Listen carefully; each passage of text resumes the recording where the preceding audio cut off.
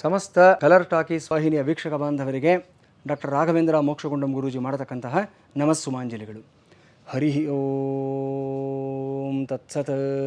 ಪ್ರಿಯ ವೀಕ್ಷಕರೇ, ನಿಮ್ಮ ನೆಚ್ಚಿನ ಕಲರ್ ಟಾಕೀಸ್ ವಾಹಿನಿಗೆ ನಿಮಗೆಲ್ಲರಿಗೂ ಸಹ ಹಾರ್ದಿಕವಾದ ಸುಸ್ವಾಗತ.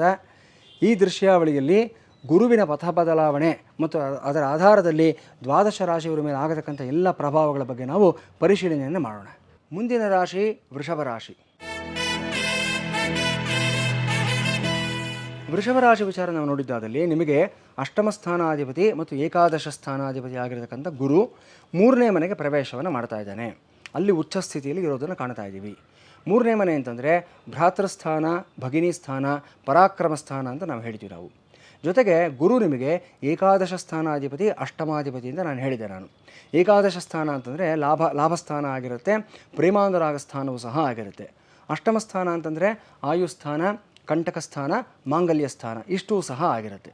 ವಿಶೇಷವಾಗಿ ಈ ಎರಡೂ ಮನೆಗಳ ಅಧಿಪತಿ ಆಗಿರತಕ್ಕಂಥ ಗುರು ತೃತೀಯ ಸ್ಥಾನದಲ್ಲಿ ಬಂದಾಗ ಏನಾಗುತ್ತೆ ಅಂತಂದರೆ ನಿಮಗೆ ಎಂಥ ಸಮಸ್ಯೆ ಬಂದರೂ ಸಹ ಅದನ್ನು ಎದುರಿಸ್ತಕ್ಕಂಥ ಒಂದು ಆತ್ಮಸ್ಥೈರ್ಯ ಅನ್ನೋದು ನಿಮ್ಮಲ್ಲಿ ಬೆಳೀತಾ ಹೋಗುತ್ತೆ. ಕಾರಣ 3ನೇ ಮನೆ ಅನ್ನತಕ್ಕಂಥದ್ದು ಪರಾಕ್ರಮ ಸ್ಥಾನ ಆಗಿರುತ್ತೆ.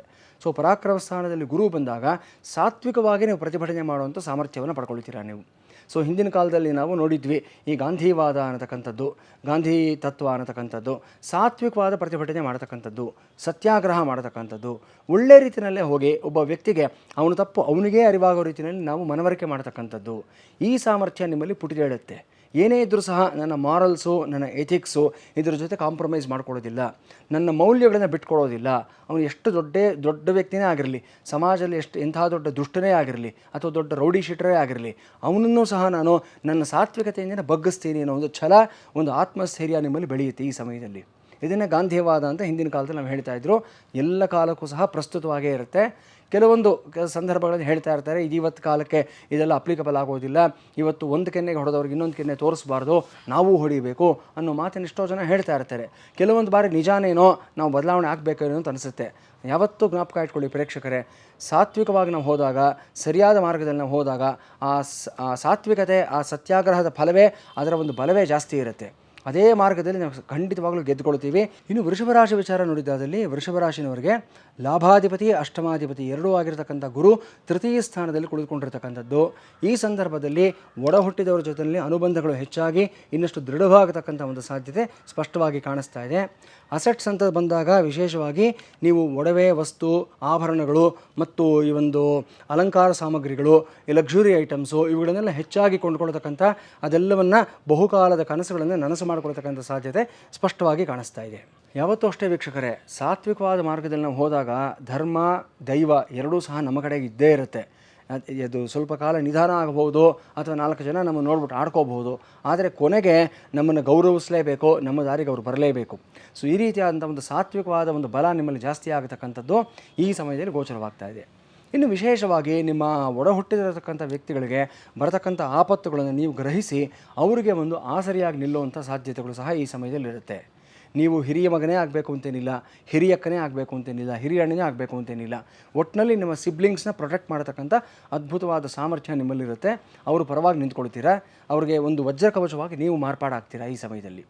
ಇನ್ನು ಏಕಾದಶ ಸ್ಥಾನಾಧಿಪತಿ, ಲಾಭಾಧಿಪತಿ, ಪ್ರೇಮಾನುರಾಗ ಸ್ಥಾನಾಧಿಪತಿ ಎರಡೂ ಆಗಿ ಪರಾಕ್ರಮ ಸ್ಥಾನದಲ್ಲಿ ತೃತೀಯ ಸ್ಥಾನದಲ್ಲಿ ಗುರು ಇರೋದ್ರಿಂದ ಈ ಸಮಯದಲ್ಲಿ ಏನಂತಂದರೆ ವಿಶೇಷವಾಗಿ ನಿಮ್ಮ ಭಾವನೆಗಳು, ನಿಮ್ಮ ಅಂತರಂಗ, ನಿಮ್ಮ ಮನಸ್ಸು ಇವೆಲ್ಲವನ್ನು ಬೇರೆಯವರು, ನಿಮ್ಮ ಹತ್ತಿರದ ವ್ಯಕ್ತಿಗಳು ಯಾರಿರ್ತಾರೆ ಅದ್ಭುತವಾಗಿ ಅರ್ಥ ಮಾಡ್ಕೊಳ್ತಾರೆ. ಅವರು ನಿಮ್ಮ ಸಂಗಾತಿಯೇ ಆಗಬೇಕು ಅಂತೇನಿಲ್ಲ, ನಿಮ್ಮ ಪ್ರೇಮಿನೇ ಆಗಬೇಕು ಅಂತೇನಿಲ್ಲ. ಪ್ರತಿಯೊಬ್ಬ ವ್ಯಕ್ತಿಗೂ ಅಷ್ಟೇ ಒಂದು ಸೌಲ್ಮೇಟ್ ಅಂತ, ನನ್ನನ್ನು ಅರ್ಥ ಮಾಡ್ಕೊಳ್ತಕ್ಕಂಥ ಒಂದು ಅದ್ಭುತವಾದ ವ್ಯಕ್ತಿ, ಒಬ್ಬ ಒಳ್ಳೆ ಗೆಳತಿ ಅನ್ನತಕ್ಕಂಥವ್ರು ಇದ್ದೇ ಇರ್ತಾರೆ. ಸೊ ಆ ಥರದ ವ್ಯಕ್ತಿಗಳು ನಿಮ್ಮ ಎಲ್ಲ ಭಾವನೆಗಳಿಗೆ ಸರಿಯಾದ ಸ್ಪಂದನೆಯನ್ನು ಕೊಡ್ತಕ್ಕಂಥದ್ದು ಮತ್ತು ನಿಮ್ಮ ಪರವಾಗಿ ನಿಲ್ತಕ್ಕಂಥದ್ದು ಈ ಸಮಯದಲ್ಲಿ ಸ್ಪಷ್ಟವಾಗಿ ಕಾಣ್ತಾ ಇದೆ. ಸೊ ನಿಮ್ಮ ತೀರಾ ಆಂತರಂಗಿಕವಾಗಿರ್ತಕ್ಕಂಥ ವಿಚಾರಗಳು, ನಿಮ್ಮ ಮನಸ್ಸಿನಲ್ಲಿ ಸದಾಕಾಲ ನಿಮ್ಮನ್ನು ಹೆಚ್ಚಾಗಿ ಕಾಡತಕ್ಕಂಥ ಒಂದು ಅಂಶಗಳು, ಇದನ್ನು ಶೇರ್ ಮಾಡ್ಕೊಳ್ಳೋದಕ್ಕೆ ಒಬ್ಬ ಸರಿಯಾದಂಥ ಸೌಲ್ಮೇಟ್ ನಿಮಗೆ ಸಿಗತಕ್ಕಂಥ ಸಾಧ್ಯತೆ ಈ ಸಮಯದಲ್ಲಿ ಗೋಚರವಾಗ್ತಾ ಇದೆ.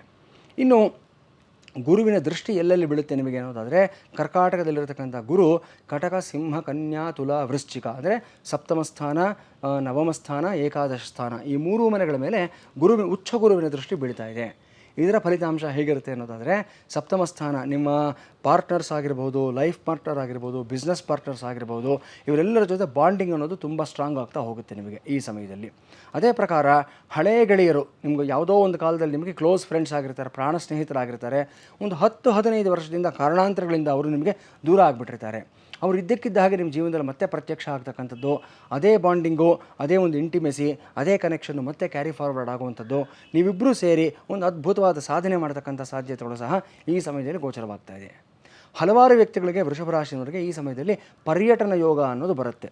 ಅಂದರೆ ದೇಶಗಳನ್ನು ಸುತ್ತತಕ್ಕಂಥದ್ದು, ವಿದೇಶಗಳಲ್ಲಿ ಓಡಾಡ್ತಕ್ಕಂಥದ್ದು, ಹಲವಾರು ಹೊಸ ಹೊಸ ಪ್ರಾಂತ್ಯಗಳನ್ನು ನೀವು ನೋಡ್ತಕ್ಕಂಥದ್ದು, ಏನೋ ಹೊಸ ವಿಚಾರಗಳನ್ನು ತಿಳ್ಕೊಳ್ತಕ್ಕಂಥದ್ದು, ಟೂರಿಸಮ್ ಬಿಸ್ನೆಸ್ಸಲ್ಲಿರ್ತಕ್ಕಂಥವ್ರು, ಟ್ರಾವೆಲ್ ಬಿಸ್ನೆಸ್ಸಲ್ಲಿರ್ತಕ್ಕಂಥವ್ರು, ಅದರಲ್ಲೂ ಸಹ ಈ ಸ್ಪಿರಿಚುವಲ್ ಟೂರಿಸಮ್ ಅಂತ ಯಾರ್ಯಾರು ಮಾಡ್ತಾರೆ, ಆಧ್ಯಾತ್ಮಿಕವಾದ ಪ್ರಯಾಣಗಳು, ಈ ದೇವತಾ ಕ್ಷೇತ್ರಗಳಿಗೆ ಹೋಗ್ತಕ್ಕಂಥದ್ದು, ಇಂಥ ಒಂದು ವೃತ್ತಿನಲ್ಲಿರ್ತಕ್ಕಂಥ ವ್ಯಕ್ತಿಗಳಿಗೆ ವಿಶೇಷವಾದ ಲಾಭ, ಅನುಕೂಲ ಎರಡೂ ಬರ್ತಕ್ಕಂಥ ಸಾಧ್ಯತೆ ಈ ಸಮಯದಲ್ಲಿ ಗೋಚರವಾಗ್ತಾ ಇದೆ.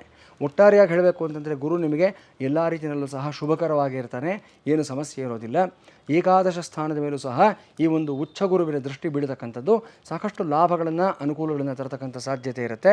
ಮತ್ತು ನಿಮಗೆ ಏಕಾದಶ ಸ್ಥಾನಾಧಿಪತಿ ಆಗಿರತಕ್ಕಂಥ ಗುರು ವಿಶೇಷವಾಗಿ ಈ ಸಮಯದಲ್ಲಿ ಹೊಸ ಹೊಸ ಬಿಸ್ನೆಸ್ಗಳಲ್ಲಿ ಲಾಭಗಳನ್ನು ತಂದುಕೊಡ್ತಕ್ಕಂಥ ಸಾಧ್ಯತೆ ಇರುತ್ತೆ.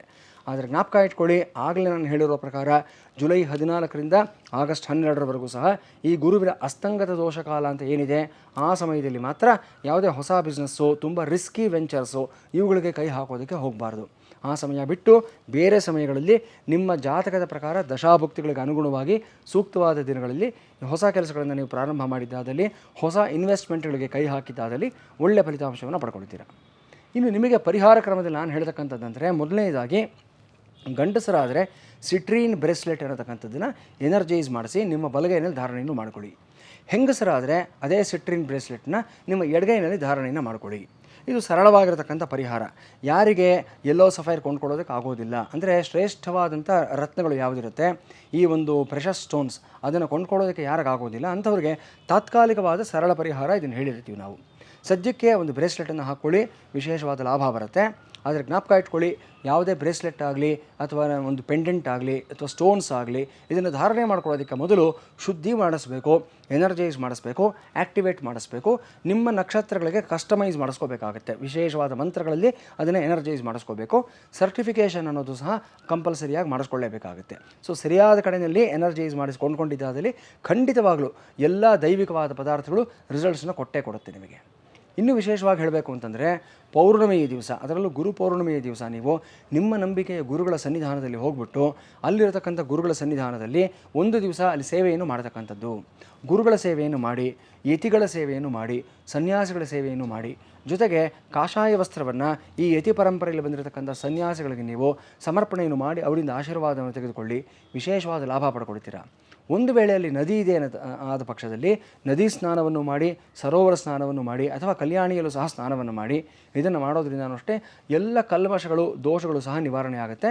ಶುಭ ಫಲಿತಾಂಶವನ್ನು ಪಡ್ಕೊಳ್ತೀರಾ, ಏನೂ ತೊಂದರೆ ಇಲ್ಲ. ಒಟ್ಟಾರೆಯಾಗಿ ಹೇಳಬೇಕು ಅಂತಂದರೆ, ವೃಷಭ ರಾಶಿಯವರಿಗೆ ಗುರು ನಿಮಗೆ ಸಾಧಾರಣವಾಗಿ 3ನೇ ಮನೆಯಲ್ಲಿದ್ದರೆ ಮಿಕ್ಸೆಡ್ ರಿಸಲ್ಟ್ಸು ಅಥವಾ ಆ್ಯಾವ್ರೇಜ್ ರಿಸಲ್ಟ್ಸ್ ಅಂತ ಹೇಳ್ತಾರೆ. ಆದರೆ ಈ ಬಾರಿ ಗುರು ನಿಮಗೆ ಉಚ್ಚ ಸ್ಥಾನದಲ್ಲಿರೋದರಿಂದ 7ನೇ ಮನೆ, 9ನೇ ಮನೆ, 11ನೇ ಮನೆ ಎಲ್ಲವೂ ಒಳ್ಳೆ ರಿಸಲ್ಟ್ಸ್ ಕೊಡ್ತಕ್ಕಂಥ ಮನೆಗಳ ಮೇಲೆ ಉಚ್ಚ ಗುರುವಿನ ದೃಷ್ಟಿ ಬಿದ್ದಿರೋದ್ರಿಂದ ಎಲ್ಲ ವಿಚಾರಗಳಲ್ಲೂ ಅನುಕೂಲ ಆಗ್ತಕ್ಕಂಥದ್ದು. ಬಹಳ ದಿವಸಗಳಿಂದ ನೀವು ಅಪೇಕ್ಷೆ ಪಡ್ತಾ ಇರ್ತಕ್ಕಂಥ ಒಂದು ಭಾಗ್ಯ, ಒಂದು ಆಪರ್ಚುನಿಟಿ ನಿಮಗೆ ಯಾವುದೋ ರೀತಿಯಲ್ಲಿ ಒದಗಿ ಬರ್ತಕ್ಕಂಥದ್ದು ಎಲ್ಲವೂ ಕಾಣಿಸ್ತಾ ಇದೆ. ಏನು ತೊಂದರೆ ಇಲ್ಲ. ಇದಿಷ್ಟನ್ನು ಅನುಸರಿಸಿ ಶುಭವಾಗುತ್ತೆ ನಿಮಗೆ.